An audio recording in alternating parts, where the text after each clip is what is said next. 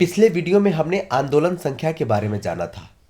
आज हम जानेंगे आंदोलन के कितने प्रकार होते हैं। मुख्य रूप से आंदोलन के दो प्रकार होते हैं। पहला, नियमित और अनियमित आंदोलन। दूसरा, स्थिर और अस्थिर आंदोलन। तो सबसे पहले हम जानेंगे नियमित और अनियमित आंदोलन किसे कहते हैं। जब किसी ध्वनि की आंदोलन एक रफ्तार में होती है तो उसे नियमित आंदोलन कहते हैं, और जब आंदोलन एक रफ्तार में नहीं होती है तो उसे अनियमित आंदोलन कहते हैं। इसे हम थोड़ा अलग शब्दों में समझेंगे। कहने का तात्पर्य ये है कि अगर जब किसी ध्वनि की आंदोलन संख्या प्रत्येक सेकेंड में समान रहे तो उसे नियमित आंदोलन कहेंगे, और प्रत्येक सेकेंड में समान न रहे तो उसे अनियमित आंदोलन कहेंगे।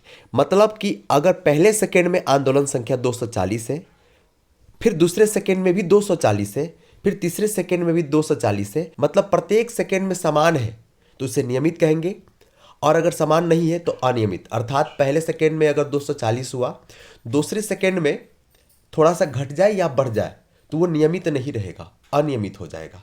अब इसका दूसरा प्रकार है स्थिर और अस्थिर आंदोलन। स्थिर और अस्थिर आंदोलन किसे कहेंगे? जब किसी ध्वनि की आंदोलन कुछ देर तक चलती रहे तो उसे स्थिर आंदोलन कहते हैं, और जब किसी ध्वनि की आंदोलन शीघ्र ही समाप्त हो जाए तो उसे अस्थिर आंदोलन कहते हैं।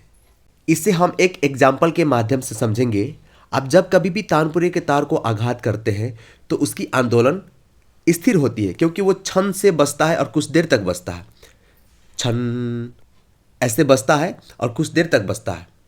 और वहीं पे अगर आप किसी लकड़ी पर आघात करते हैं तो एक बार आवाज़ निकलेगा थप, और फिर आवाज़ खत्म हो जाएगा। अब इन दोनों अवस्थाओं में ध्वनि तो उत्पन्न हुई है, परंतु संगीत में सिर्फ नियमित और स्थिर आंदोलन वाली ध्वनि का ही प्रयोग होता है, जिसे हम नाद कहते हैं। अगली क्लास में हम जानेंगे नाद की विशेषताएं क्या क्या है। Thank you so much. मिलते हैं अगले वीडियो में अगले टॉपिक के साथ।